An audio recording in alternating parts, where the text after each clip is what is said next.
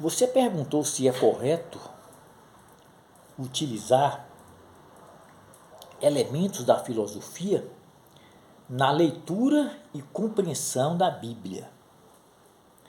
Olha, eu diria que sim, é correto. Não vejo nada demais.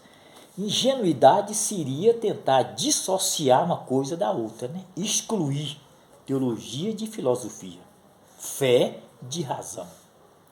Apesar que são campos opostos, né? A filosofia está no campo da investigação, da razão, do questionamento, e a teologia está no campo da revelação, no campo da fé. Mas essas duas coisas vêm da mesma fonte. Então a junção de teologia e filosofia, essas duas coisas não se excluem, elas se harmonizam, elas se complementam. Né? Elas se complementam. A teologia interage com a filosofia para iluminar a filosofia. A filosofia interage com a teologia para abranger a teologia, para dar mais aprofundamento à teologia. Daí a interação dessas duas correntes de pensamentos, teológicos e filosóficos. Aí envolve fé e razão. Né? Então eu posso sintetizar a teologia filosófica como um ramo da teologia geral que utiliza pressupostos filosóficos na questão da interpretação e compreensão de textos bíblicos.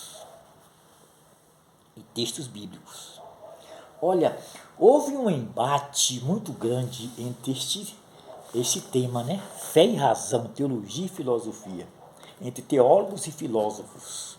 Os teólogos diziam que a fé é superior à razão.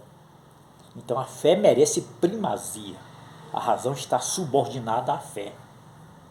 Já os filósofos discordavam. E eles argumentavam da seguinte forma: não, a razão é superior à fé. A fé é subordinada à razão. Entendeu? Então houve este embate entre teólogos e filósofos. Olha, os primeiros pensadores a desenvolver teologias especulativas sobre o mundo metafísico, o mundo transcendental, foram os pensadores gregos, né? Foram os gregos. Aristóteles, por exemplo, ele desenvolve a teoria das quatro causas, né? A causa formal, causa material, causa eficiente e causa final. E para Aristóteles existe um motor imóvel que move o mundo. É isso? Que move o mundo. E no pensamento aristotélico, o antropos é um téleos. Ou seja, o homem é téleos. Téleos quer dizer finalidade, propósito. Então nada aleatório. Existe um propósito para tudo.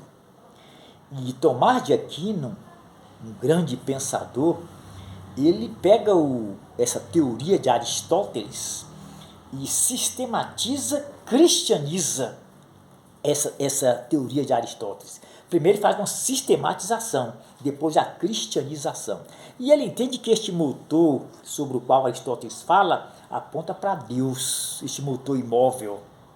Porque Deus é um ser que não tem uma causa anterior a ele. Ele é autocausal, ele é autoexistente. Daí, Tomás de Aquino desenvolve o aristotelismo cristão. Um outro pensador lá do quarto século foi Agostinho de Tagaste, ou Agostinho de Hipona, e ele sistematiza e cristianiza o pensamento de Platão. Para Platão existe o mundo das sombras, este mundo aqui, que é o mundo sensível, né? O mundo da sombra, do engano. Né? E existe o mundo inteligível, que é o mundo das ideias. E a essência das coisas não está neste mundo sensível, está no mundo das ideias. E a ideia não é sensível, a ideia é pensamento. E a ideia exprime, a ideia revela a essência do homem. Entendeu?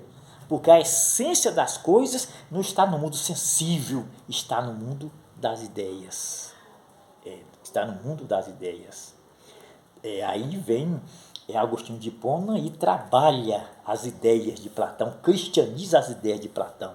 Ele desenvolve o neoplatonismo, entendeu? O neoplatonismo. E a teologia filosófica, a síntese dela é crer para entender, entender para crer. Por que assim? Porque os filósofos diziam que é a razão, os teólogos diziam que não, que é a fé. Então, o que é a fé? Aí os pais da igreja fizeram uma junção, né, dessas duas coisas, fé e razão. Então, elas não se excluem, elas se harmonizam. Entendeu?